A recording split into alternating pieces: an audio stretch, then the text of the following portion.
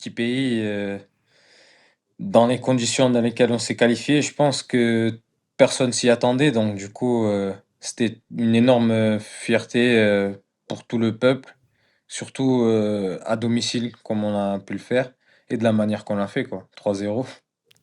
3-0, une victoire très large et vous l'avez dit, lors des qualifications, le Cap-Vert a été impressionnant. Il n'y a eu qu'une seule défaite en 10 matchs. Il y a eu notamment une victoire face au Cameroun. Danielson, alors vous m'avez dit, j'ai pas pu regarder le match à la télé, je le suivais via mon téléphone, mais c'est un moment évidemment unique également pour vous de voir votre pays accéder à un mondial.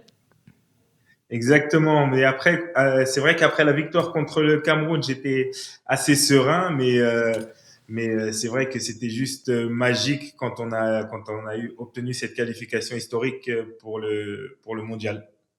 Le gouvernement avait décrété une demi-journée chômée pour qu'il y ait un maximum de supporters qui suivent ce match et ce moment très attendu.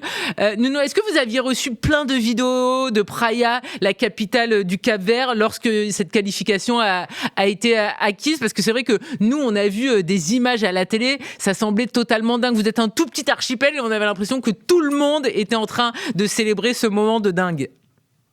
Oui, c'était, vraiment une une énorme fête, ce qui m'a marqué le plus, par exemple, c'était en rentrant en bus avec l'équipe après le match et il y avait des gens qui avaient sorti les matelas et se jetaient par terre au milieu de la route et bloquaient le bus. Ils faisaient semblant de dormir, ils sautaient sur le matelas, ils faisaient des saltos. Enfin, c'était vraiment un moment magique, quoi, je pense, pour eux et voilà, ça fait plaisir de donner à tout un peuple, une joie supplémentaire, un petit changement de leur quotidien, quoi. Une joie absolue. On rappelle, donc c'était le 13 octobre 2025 que le Cap-Vert a validé son billet pour la première Coupe du Monde de son histoire. On va parler de votre nation. L'équipe africaine est 69e nation au classement FIFA. Vous avez un surnom, c'est les requins bleus. On l'a dit, il y a eu cette victoire notamment lors des éliminatoires face au Cameroun. La meilleure performance en Coupe d'Afrique des Nations, c'est un quart de finale. C'était en 2013 et en 2024. On va parler aussi d'un homme, forcément, c'est le sélectionneur Pedro Brito, qui est surnommé Boubista. Il a été nommé en janvier 2020. Nuno, est-ce que vous pouvez me parler un petit peu de votre sélectionneur, de votre boss? Comment est-il? C'est une personne assez calme, heu, toujours de bonne humeur. Je pense que c'est ce qui représente un peu l'union du vestiaire.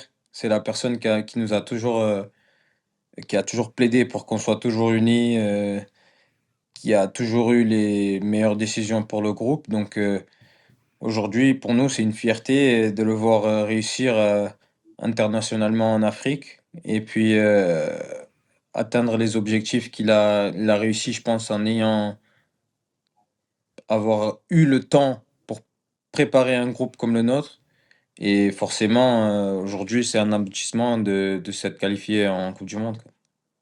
Danielson, vous avez été joueur, vous avez basculé de l'autre côté, maintenant vous êtes dans le staff, on l'a dit, hein, vous êtes entraîneur adjoint du FC Metz. Quel regard vous portez sur Boubista? Il l'a dit, hein, Nuno, il a eu du temps pour travailler parce qu'il a été nommé en janvier 2020.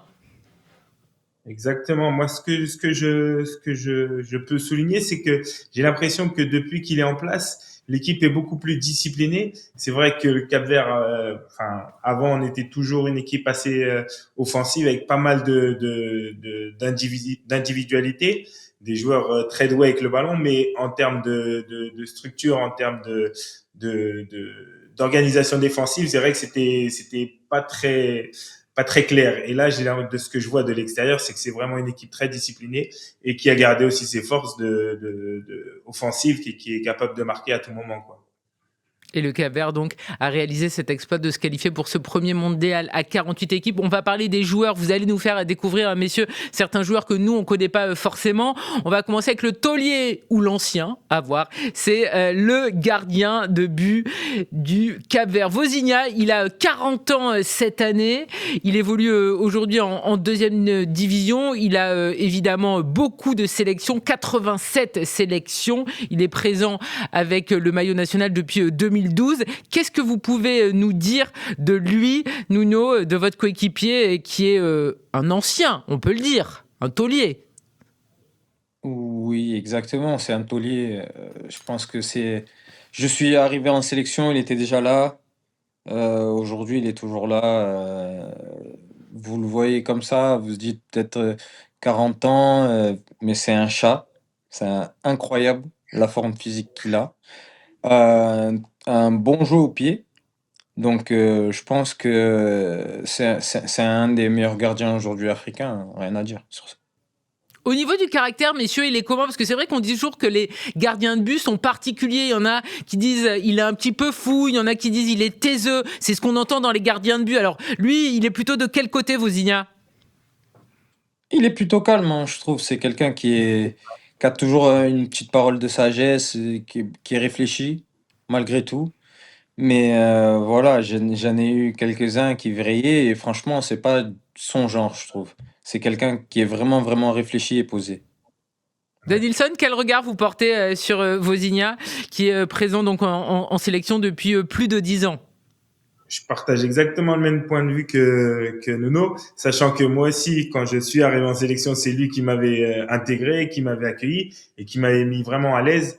Donc, entièrement d'accord avec tout ce que vient de dire Nuno. Vozinha, ça sera donc le gardien titulaire lors de cette Coupe du Monde. On va parler d'un homme qui est l'une des stars de l'équipe capverdienne, c'est Livramento. Le joueur a 24 ans et il est tout simplement le meilleur buteur du Cap-Vert lors des éliminatoires du Mondial. C'est 4 buts en 8 matchs de qualification. Il a porté la sélection lors de ces éliminatoires. Danilson, est-ce que vous pouvez un petit peu nous décrire ce joueur qui a été étincelant pour vous amener à la Coupe du Monde? C'est ça, c'est que moi, ce que j'ai noté, c'est qu'il a surtout mis des buts très importants, notamment celui contre le Cameroun. On voit que c'est quelqu'un qui tient bien sur ses jambes et qui est assez rapide, en plus d'être agile avec le ballon. Donc après, je pense qu'il est aussi porté par la dynamique de l'équipe, mais c'est vrai qu'on l'a mis en avant parce que c'est lui qui a mis le plus de buts cette saison. Nuno, par rapport à Livramento, qu'est-ce que vous pouvez nous dire? C'est vrai que de toute façon, lors des qualifications, lors de compétitions, il y a toujours des joueurs qui se révèlent. Et lui, il a été absolument étincelant pour vous amener jusqu'à ce mondial qui va se jouer au mois de juin. Je pense que c'est un garçon qui résume bien les qualités des joueurs capverdiens. C'est-à-dire qu'il est assez rapide. Physiquement, il tient bien sur ses jambes. Techniquement, il est bon. Et puis, il a été formé aux Pays-Bas. Donc, je pense que c'est un bon mix, étant donné que nous, la plupart des Capverdiens, on évolue aujourd'hui à l'étranger. Et il démontre bien par ces qualités-là. Donc, c'est quelqu'un qui est très déterminé. Donc forcément, c'est une force d'avoir un garçon avec une telle détermination dans l'équipe, quoi. On rappelle qu'il a donc marqué 4 buts en 8 matchs de qualification. On va parler également des points forts et des points faibles de la sélection capverdienne. Alors là, je vais laisser tranquille Nuno sur les points faibles, bien évidemment. Les points forts, Nuno, ça serait quoi? Ça serait l'insouciance d'une première fois de jouer une Coupe du Monde? Oui, oui, le fait d'arriver un peu comme un outsider, je pense que ça aide forcément. Après, le fait aussi qu'on ait un groupe qui se connaît assez bien. On est ensemble depuis un bout de temps maintenant. On est beaucoup plus organisé qu'auparavant. On a des joueurs qui de plus en plus évoluent dans des grands clubs. Il y a Sydney qui est à Benfica, il y a Logan qui est à Villarreal, qu'on espère qui se remettra à temps pour la Coupe du Monde. Donc je pense qu'on arrive maintenant à avoir des jeunes qui évoluent dans des grands clubs au Portugal et en France maintenant. Donc forcément, on arrive comme un outsider, mais voilà, on espère faire notre petit chemin. Danilson, vous n'avez pas eu le bonheur de jouer une Coupe du Monde avec le Cap-Vert, parce qu'on le rappelle, c'est historique, ça sera la première fois que le Cap-Vert va participer à un mondial, ça sera en juin prochain. Quels sont les points forts, selon vous, de votre nation? En plus que ce que vient de dire Nuno, moi je dirais vraiment qu'il faut pas enlever le talent individuel. Je pense qu'il y a vraiment des joueurs qui sont capables de faire de grandes choses et qui sont capables de marquer vraiment à tout moment. Et pas que un ou deux joueurs, il y en a vraiment beaucoup. Bon, alors là, Nuno, il est tranquille. C'est pour vous, Danielson, et vous êtes obligé de me répondre. Le point faible de cette nation, il y a des points faibles dans toutes les nations. La France en a, le Portugal en a, les États-Unis, l'Angleterre en a. Selon vous, quel est le petit point noir de cette sélection? Moi, je dirais le fait qu'il n'y ait pas forcément de référence face à des équipes qui évoluent en dehors du continent africain. Donc, je pense que par rapport à ça, on va être un petit peu pénalisé entre guillemets, mais sinon, je pense qu'on va jouer notre chance à 100%.